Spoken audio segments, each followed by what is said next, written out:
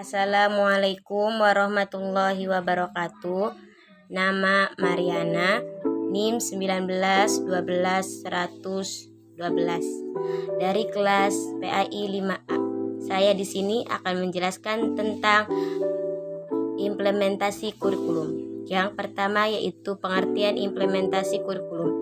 Secara sederhana, implementasi diartikan sebagai pelaksanaan atau penerapan. Menurut Mason dan Wildavsky dalam buku karangan Nurdin dan Usman tahun 2002 mengemukakan implementasi sebagai evaluasi. Menurut Brown dan Wildavsky mengemukakan bahwa implementasi adalah perluasan aktivitas yang saling menyesuaikan. Pengertian implementasi sebagai aktivitas yang saling menyesuaikan juga dikemukakan oleh Mughini dalam buku karangan Nurdin dan Usman di tahun 2004. Adapun juga menurut Schobert dalam buku menurut karangan Nurdin dan Usman tahun 2002 halaman ke-7 mengemukakan bahwa implementasi adalah sistem rekayasa. Jadi, dari pengertian-pengertian tersebut memperlihatkan bahwa kata implementasi bermuara kepada aktivitas, adanya aksi, tindakan, atau mekanisme suatu sistem. Yang kedua yaitu tahapan implementasi kurikulum.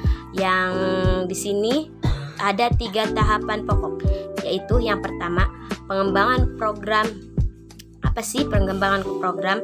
Yaitu yang mencakup tahunan, semester atau caturbulan, bulanan, mingguan, dan harian.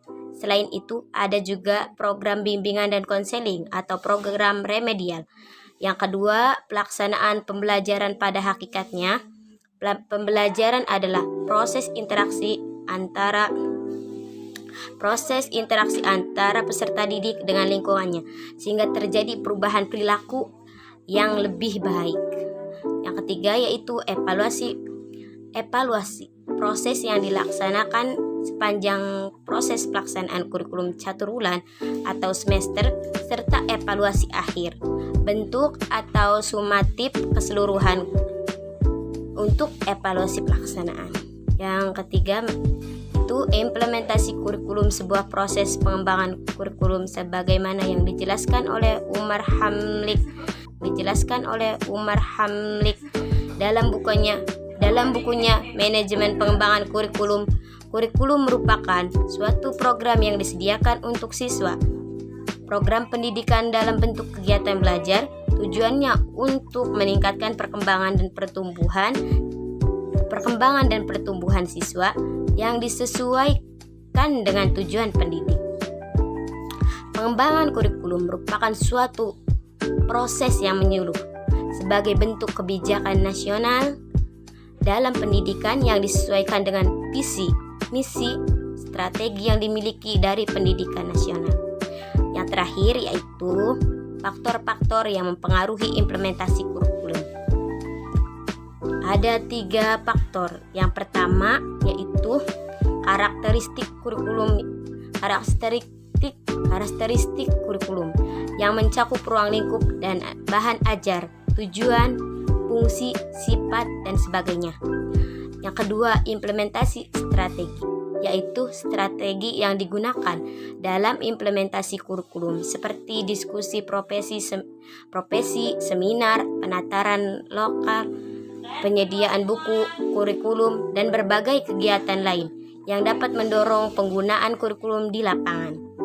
Yang terakhir yaitu karakteristik penggunaan kurikulum yang meliputi pengetahuan, keterampilan, serta nilai dan sikap guru terhadap kurikulum dalam pembelajaran.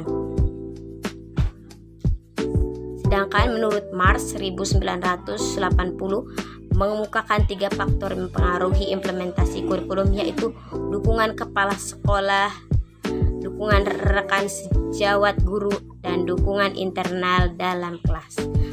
Cukup sekian dari saya. Terima kasih. Wassalamualaikum warahmatullahi wabarakatuh.